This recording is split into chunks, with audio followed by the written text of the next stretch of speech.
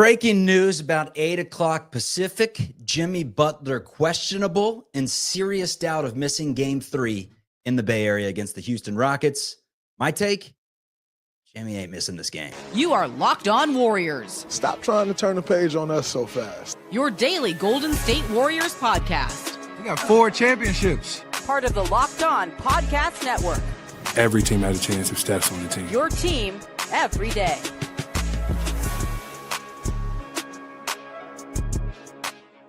What's good, everyone? Little good news, bad news. Actually, quite a bit of bad news to get to on today's Locked On Warriors, but we'll try to spin it like we always do. This is Locked On Warriors. It's part of the Locked On Podcast Network, your team every day.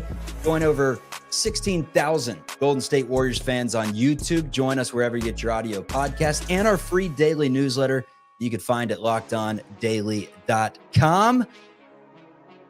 Charlie Walter, formerly 95.7 The Game in the Bay Area. That's the flagship station of the Golden State Warriors. I said Bay Area a little goofy there. It slipped out. Also covered the team for CBS News Bay Area. Call letters KPIX. Breaking news has just come in. Jimmy Butler announced as questionable. The exact report from Shams Charania. Golden State's Jimmy B has been diagnosed with a deep glute muscle contusion. AK, he's got a very sore butt. His status for Game 3 against the Houston Rockets is in serious jeopardy, league sources tell ESPN. Now, he does say this is best case because the MRI showed Butler avoided any fracture or structural damage. But the last thing that you want to hear, is that Jimmy Butler is in serious jeopardy of missing Game 3. We do have some time. It's Thursday when this audio or video podcast is being recorded. Game goes on Saturday. Jimmy Butler's tough. We know that. And we also know about a little cryptic message that was sent to Mark Spears, Vanscape. Pray for the bear. Yes. Pray for the bear. What's this? Bernie Lee, who is Jimmy Butler's agent, texted Mark Spears that exact quote, pray for the bear. And I got to thinking, what is pray for the bear? You know, Jimmy Butler has a restaurant in Chicago. Is it something about the bear TV show at Mr. Beef? No, it's not that. Could it be something about poking the bear? No, I don't think it's that. I think it's simple. It goes back to that quote that the late Kobe Bryant had. If you see me in a fight with a bear, pray for the bear. Kobe said that after tearing his Achilles tendon, the determination to overcome the injury and continue to play basketball. Now, we know at this point, it's nothing that serious, but I think it's just the underlying message of like, hey, I'm on my back now, but as soon as I'm standing up, you expect playoff Jimmy to come back and show out. The same injury happened in the 2023 playoffs when he was playing for Miami against Milwaukee, and he followed up that injury. Like the picture looks identical. He's on his back. He followed up that game with 56 and 42. So we'll see what Jimmy Butler provides us. But we know one thing is that Jimmy Butler is needed if the Warriors want any chance in the playoffs. And it sounds like they're going to have him potentially Saturday and maybe Monday, if not on Saturday. But you need him ASAP. You cannot have 2 games go by in the Bay Area where you do not have Jimmy Butler. And why? 1, use your eyes. 2, we'll just back it up with the statistics. Since Jimmy Butler joined the team, I mean, here's the Warriors' ranks. The record, they were 17th in the NBA. They're 3rd since his arrival. Defensive rating, they were 10th in the NBA. They now have the best. Turnovers forced, they were tied 15th in the NBA. They now have the best. And we saw that affect the Warriors in Game 2. They were not turning the Rockets over until later in the game. Rockets were smooth sailing for the most part, and Jimmy had 5 steals himself and created some havoc in Game 1. So points off turnovers from tied 13th to the best. Free throw attempts, 27th to 3rd. Didn't feel like the Warriors were at the line a ton. In fact, exact statistics of the Warriors in Game 3 shooting free throws, because I hadn't even looked into that yet. And that's something that it did not feel like the Warriors got to the line at all. And if that's the case, that statistic backs it up, and it completely makes sense why. But they got to the line 18 times, 11 of 18, 61%. So it backs up the stat that they are terrible at shooting free throws when Jimmy Butler's not in there, because they were last before the trade and were tied second after. Statistics back up that Jimmy Butler's very important to this team. There's no doubt about it. Schematically, now what do the Warriors plan on doing if he's not planning on playing? Well, it's clear that Jonathan Kuminga is going to be a part of the mix somehow, some way. The Warriors just don't have the depth without Kuminga, because all those numbers that I just showed you, you got to remember those tied 15th, tied 17th, whatever mediocrity, that was with Andrew Wiggins, who you're now missing. So Jonathan Kuminga is going to have to be a part of the mix if Jimmy Butler misses time. But I go back to the poking the bear thing. Jimmy Butler's not missing time, folks. He's going to play in this game. They're not going to come out and flat out say, Butler's good, he's playing. It's going to be a game time decision. They're going to keep the Rockets on their toes, and I expect Butler to be out there and to have the butt game where he just absolutely puts on a show and puts the Warriors on his back in game 3. Now, how do you feel about the Golden State Warriors heading back to their home gymnasium, Chase Center, with a 1-1 tie? Because it feels like on the internet right now that, based on the recency bias of the Rockets winning game 2, feels like their fans are pretty fired up about the 1-1 split. In reality, it's kind of a failure. Like, the Warriors have now taken over home court, and if they can sneak game 3 out with Butler, it puts them in the catbird seat and puts some serious pressure on the Houston Rockets. You feel good for a couple of reasons. One, Jalen Green's not going to go off like that every night. He's a great player, but he is hot and he is cold from time to time, and he was very hot in that game, and you would not expect it for game 3 and game 4 in Houston. The Warriors were able to hang around. That just proves that I don't think Houston can run the Warriors off the floor at any point in time, because granted, they went up 20. It was never a close game by any means, but Podziemski's nowhere to be found. He's sick. You may as well have thrown Pat Spencer out there for 40 minutes because he was much better than Podziemski in the game. That's A. Jimmy Butler goes down mid-game, so you don't even have a chance to, work in Kuminga and really figure out what your schemes are going to be. You're just thrown into the fire. And Draymond Green even said afterwards, yeah, we were a little shell-shocked. That's one of our leaders. That's our Robin. That's one of our guys that's turned us into a contender, or at least one of the better teams in the NBA since his arrival. And he goes down mid-game. You have to think on the fly, and there's not a lot of time to think on the fly. You just go out there and do your thing. Another reason is you're heading back home court. And the final reason is I just don't, with everything that happened in the last game, and Draymond responded asking how physical it was. A reporter asked, and he responded by saying, game 1 was more physical. No more pressing. That was that. Game 1 was physical. Game 2 was physical. Every game against the Houston Rockets has been physical. It was the play-in tournament that ended up in a scrum, and there was arguments of fouls and timeouts and all the things that happened on the sideline. Like, we haven't forgotten that. This is who Houston is. It's why they're a good basketball team. They are running 1,000,000 miles an hour out there. They are long. They are physical. They do not care about force. Like, they are just, they're good. They are good. However, there's no reason to fret, because you did exactly what you were supposed to do in Houston, and that is steal a game. Steph said it afterwards. We were trying to win a game in Houston. We feel pretty good that we did that. Now, I will not feel good if Jimmy Butler does not play or is not close to 90%. If he's actually really, really hurting to the point on Saturday where it feels like we all have been there. We all do leg day. Granted, you don't fly 9 feet in the air and fall on your butt, but we've all felt that pain where for some people it's just a set of squats, but the next day you wake up and you're like, oh my good Lord, I can't even sit. I can't stand.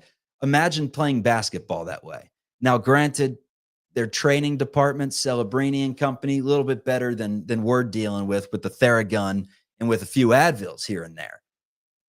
But I fully expect him to play. The question's going to be, is he going to be at 100%? And if he's not close to 100%, really, should you think about resting him, getting him ready for game 4, and trying to sneak out game 3 and really putting all your chips into game 4 and getting out of San Francisco with maybe a 2-2 tie. They're not thinking that way. They're thinking right now that Jimmy Butler is going to play. I truly believe that. But the Shams quote saying serious Jeopardy scares you a little bit. But he's not out. He's not doubtful. And we have time before this game tips off. So we will see. More talk about the series coming up. Also, Draymond Green, Defensive Player of the Year. No, finishes in 3rd, actually. We'll discuss that and the intensity as we head back to the Bay Area. The show rolls on. Destroy Jimmy and Domino's. I know Jimmy drinks great wine. Today's episode is brought to you by our friends over at Monarch Money. You ever check your bank account and wonder, where'd all my money go? Between dining out, online shopping, and entertainment, it's easy to lose track, and that is where Monarch Money comes in. It's your personal CFO giving you full visibility and control over your finances. Monarch Money is not just a budgeting app, it's a complete financial command center. You can track all your accounts, investments, and spending in one place. So you just stop managing your money and start building your wealth. When I started using Monarch, I realized how much I was spending on things like delivery services. And now I can, just budget smarter and save more. It's all in one convenience, and it's easy collaboration with your partner or, whoever you want to share your finances with in this situation. So take control of your finances with Monarch Money. Use code LOCKEDONNBA at monarchmoney.com for 50% off your first year. That is monarchmoney.com. Code LOCKEDONNBA for half off your first year. Let's get back to the show. Forget that. We champs. Why are you starting with that question? We got 4 championships. All right, so Draymond Green will not be Defensive Player of the Year, despite Reggie Miller saying during the Lakers game, just give it to him right now. Give him the award. No. There was no clear front runner, but it was Evan Mobley of the Cleveland Cavaliers that ended up on top. He gets 35 first-place votes, 30 second-place votes. He had 285 total points. Dyson Daniels, 197, finished in second. And Draymond Green, over 130 points behind Mobley at 154. So Draymond does not win Defensive Player of the Year. And he heads back to the Bay Area with a little verbal altercation from the Rockets fans. Now, does the verbal altercation mean anything? He says absolutely not. They asked Draymond about it, and his response was completely unoriginal. The F you, Draymond, we heard that a while ago. That's Boston's thing. Come up with your own idea, Houston. Steve Kerr, on the other hand, his take was more, come on, we got to be better than that. He's got a child. His child may potentially see that. Now, I will say this, unbiased and unabashed, I promise you, Steve Kerr has seen worse. Like Draymond Green, Jordan Poole, some would call it assault, potentially. And I'm sure his son potentially saw that. If he's not watching Caillou, I know he's young, but social media nowadays, you're a teenager back in my day when you're messing around with social media. Nowadays, you may be 9 years old. I don't know. But here's my take on the whole matter. Grew up in the sticks and stones will break your bones. Words will never hurt you. Meaning that a physical attack, serious. Words, they don't matter. At the end of the day, say whatever you want. In fact, it's honestly impressive that there was one Houston Rockets fan in there that at some point stood up and started that chant, knowing that it could potentially get shot down, right?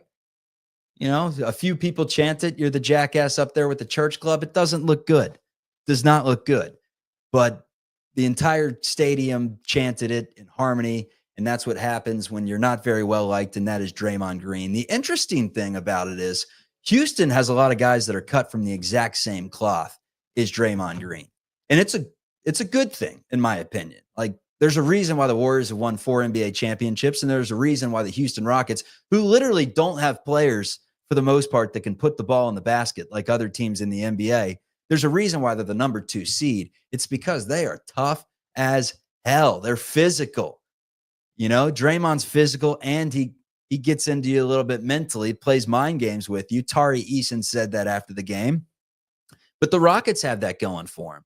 I mean, guys like Dylan Brooks and Tari Eason, like they're cut from the exact same cloth as Draymond Green, and Rockets fans love them. And that's just proof that if those types of players are on your team, you typically like them. If they're not, you're going to absolutely hate them. So what's the response like from Warriors fans to the Rockets players? I would imagine it's very similar to what we saw from the Memphis Grizzlies in 21-22. This is starting to feel like that same exact rivalry between these two teams. The new edition of Warriors Rockets, and it is, to say the least, it is brutal right now. Brutal.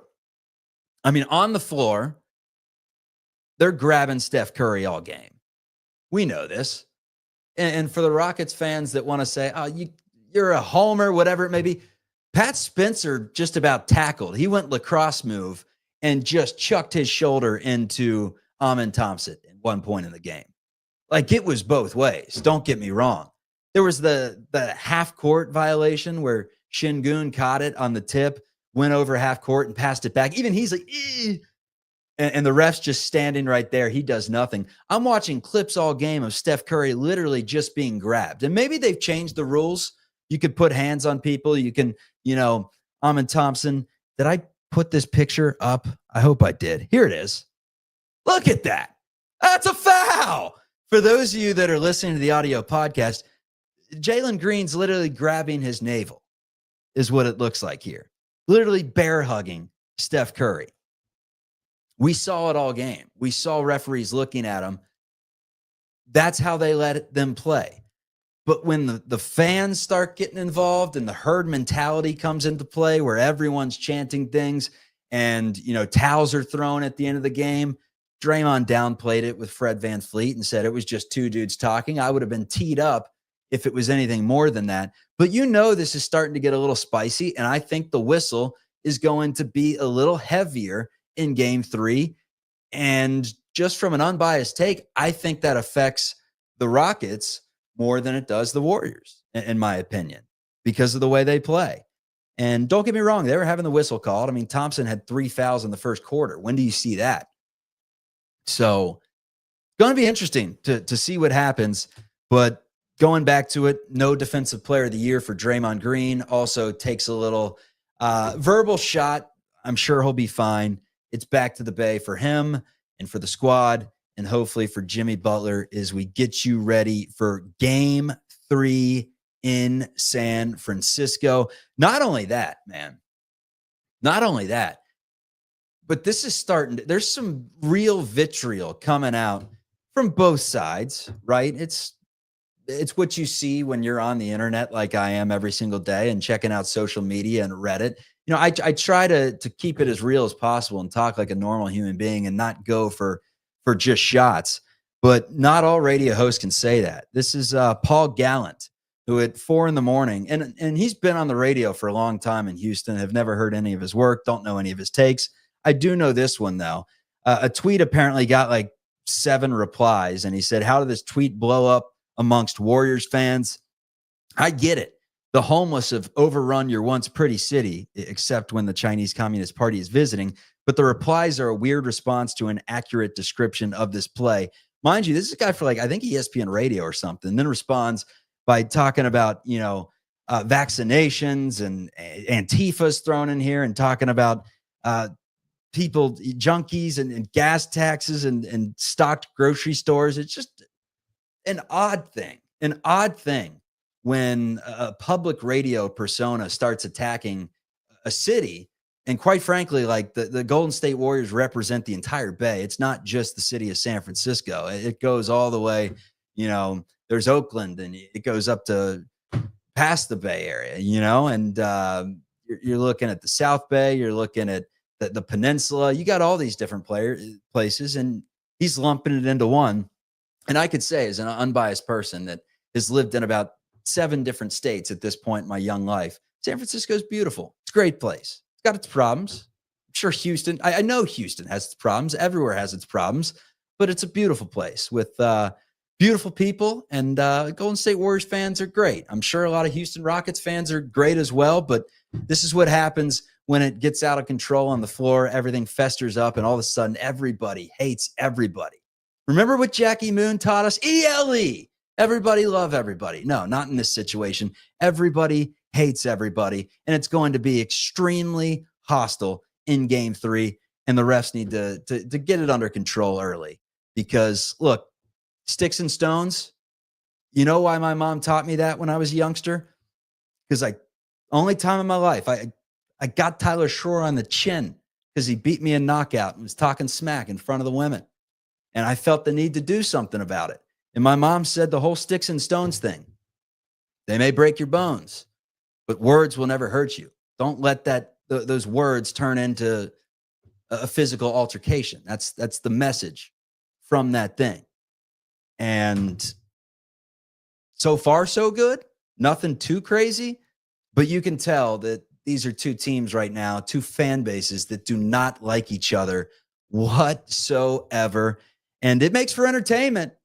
I mean, as someone that does these post-game shows, it's definitely an entertaining watch. But again, the referee's just going to have to keep an eye on it. And we'll see how they call this game. And we'll see how the whistle is in game number 3. When we come back, let's tee you up.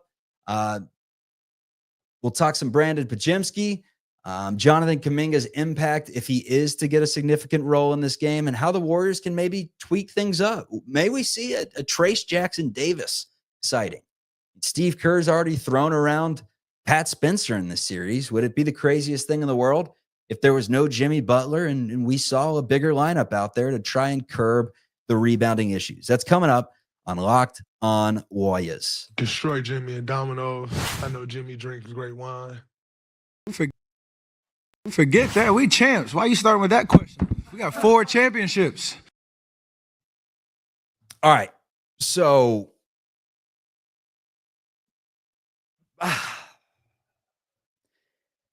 I feel good.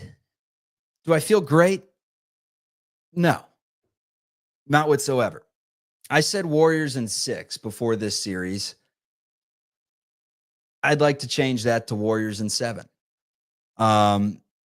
Houston has such an advantage on the glass right now, and just the chaos that they cause defensively at times, to where I don't know how you can be extremely optimistic when you can't break 100 points. I mean, this is how many times this season? Like 4 times, 3 straight times, whatever it is. Hell, it may be every time except the overtime game to start, where the Warriors have not broken 100. It's been very consistent that this team struggles against Houston. And it's not really the shooting splits, right? I mean, they shot at 41% from the floor. They shot 39% from deep, did Golden State. Like, it's very rare this season that you see the Warriors losing by 15 when they hit 17 threes and shoot 39%. But it's as simple as this, like, not the time of possession stat. This is basketball. This is not football. But at a certain point, if you're getting 6 more shot attempts like the Rockets are, and that's a bad day for them, they may get 12 more than the Warriors on a typical day. It's going to be tough to beat the opposition. There were 11 offensive rebounds for Houston, but I feel like 6 of them were within the first 4 minutes of the game, even when Butler was in there. Warriors started going to the zone, and at that point, it felt like the Rockets weren't getting that many second chance points. And then I thought about it afterwards, and I was like, you want to know why they weren't getting that many second chance points? Because they were shooting the ball well. Jalen Green took 25 shots. He hit half of them. Şengün was putting the ball in the bucket. Dylan Brooks was hitting his shots, which is not always the case. Thompson was over 50%.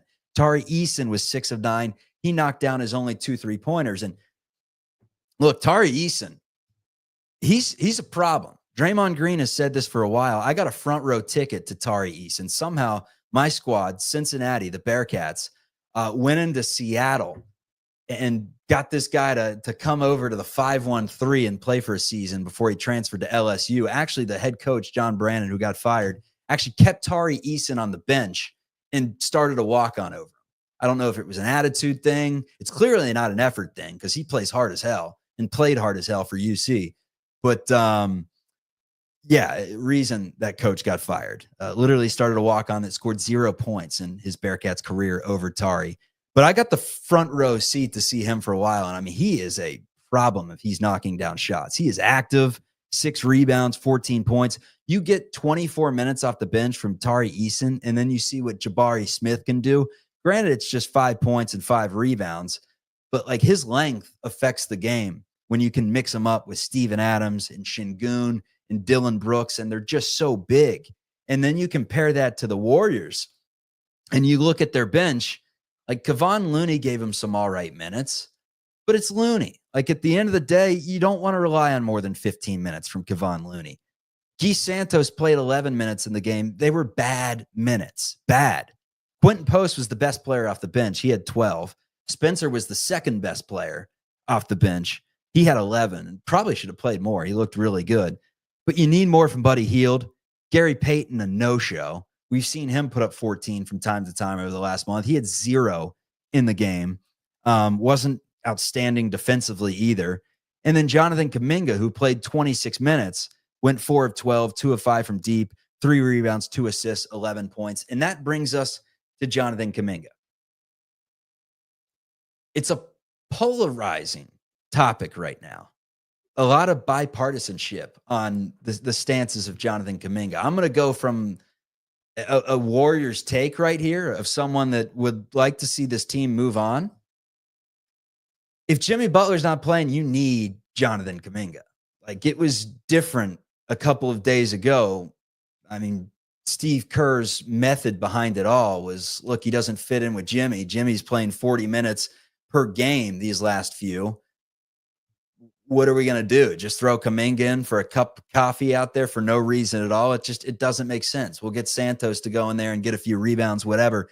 But you saw, and it was made very glaring without Podziemski's ability to score. And you could say whatever you want about Pods because he's gone through stretches this season. The last week hasn't been great, but it was just 3 weeks ago that he went like 17, 26, 26 back-to-back against teams like Memphis, Memphis, the Nuggets, and the Lakers. Like, bam. So he can put the ball in the basket, and you saw the body language from Pods. He didn't look good. The food poisoning got to him. Again, like the Jimmy Butler butt thing after a squat day. Imagine the worst case of food poisoning in your life, the worst hangover of your life, the worst just mental spot you've been in to where you're literally green. And you look in the mirror and you're like, oh my God, I look awful. I feel awful. I don't want to do anything except drink Pedialyte and lay down. I don't even want to turn on the TV and my favorite team's playing. We've been there. That's probably how Pods felt. And you could see it in his jump shot. So again, there are so many things about the Rockets that scare me, but that was the worst performance you're going to have based on the personnel that you were missing. And Podziemski is much better than he was in that game. But Kuminga, he's got to be good. He's got to be good if Butler's out. Game 3 is so huge. If you could steal game 3 knowing that Butler's just about a lock to be back on Monday with the couple extra days of rest, and I still think he's going to play on Saturday. I said it from the start. I still believe it. But if Kuminga could somehow come out and have one of those games, he's put up 30 against the Rockets this season. It's not impossible. Now, that feels like a long time ago, and there was a long injury hiatus in between.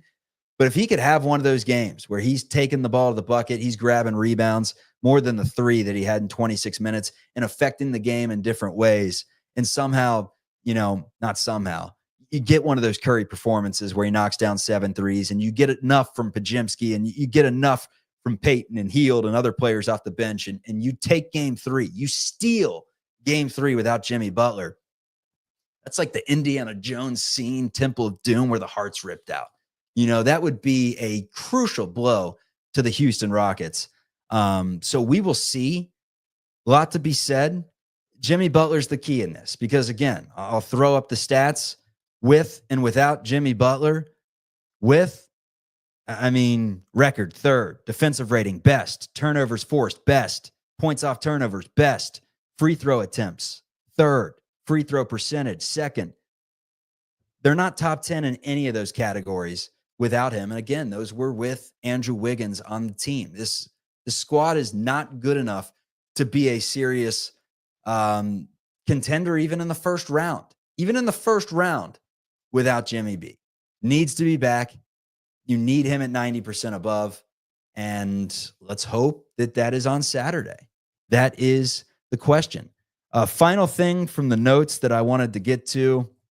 I mentioned how it's just an extremely physical series right now. You even heard Ime Udoka during a timeout saying, if they aren't going to call anything, just be physical. He knew it too. Like I said, it goes both ways. Like Draymond Green fouls. We see it all the time. We got eyes. It goes both ways. However, when you're watching it from a Warriors perspective, you tend to see the Rockets fouls a lot, especially when it's hand checking and grabbing Curry consistently. He said they're not going to call anything, play through it. Straight from the words of Udoka. Will that be the mentality in game 3 with the Zebras? We're going to let them play. Rock fight. Let's see who can be the more physical team. Who's the tougher team? And the Warriors can win that way too, but they need Jimmy Butler to win that way. Jimmy Butler is a monster. Like you lose, he's a different breed. You lose Jimmy Butler and a serious edge is gone from your team. And all of a sudden you look up and down the roster and you're like, wait, how is this team so good? That guy makes that much of a difference. And the answer is yes. Yes. And food poisoning. That does not help. So that is how we feel right now. Now, could the pray for the bear have been a typo and it was actually pray for the butt? That's a possibility. But again, same injury for Jimmy in 2023. If history repeats itself, then expect 56 and 42 in back-to-back games in the Bay Area. So we will see. Rockets, they're good. I'll give them their credit. Their fans are hopping in the comments left and right, and they're calling the Warriors a bunch of crybabies that, you know, this is how the Warriors have been winning for years with no calls and this and that. Whatever. I'm putting the referees aside. It's called both ways. Every team in the United States and beyond thinks that the officials are out to get them. It's the way that it's been since the beginning of time. Warriors got their asses kicked in game number 2. There's an asterisk there somewhat, but guess what? If Jimmy Butler doesn't play in game 3, asterisk or not, you'd probably be down 2-1 because I think without Jimmy Butler, Houston's just, they're good. They're good. Again, there's a reason why I said it would probably take 6. And now I'm switching it up. I think it may take all 7. Take 2 in San Francisco. That's got to be the motto. Get this series done as quickly as possible because it's physical, and whoever comes out of it is going to be banged up entering the next round. So just get it over with. Win 2 in San Francisco. Put all the pressure on the young Rockets and make them win 3 straight games. Like, you're in the perfect position if you're the Warriors. In fact, I think the Rockets failed at their mission. Game 1 would have. You look in hindsight, how big would that have been if they were up 2-0? There'd be so much pressure. If Jimmy Butler plays, there's no pressure right now. You're exactly where you want to be. You have 2 chances to get a win, and if you get that first, then you are cooking with Crisco. It's Locked On Warriors. We will see you after the game on Saturday, live post game. Be sure to like, subscribe, hop in the comments. Rockets fans, you're welcome too, as long as you're not like this guy coming in hot for no reason. Paul, coming at San Francisco. What did the city do to you? What did the city do to you, Paul? You even been there? Come on, Paul. That's all I got to say. Come on, Paul. Be better. Be better. And the Warriors, please be better because that was a brutal watch in their 15-point loss. Peace, everyone. Sorry I didn't get to the comments. Solo show. Hard to read. We'll talk to you Saturday.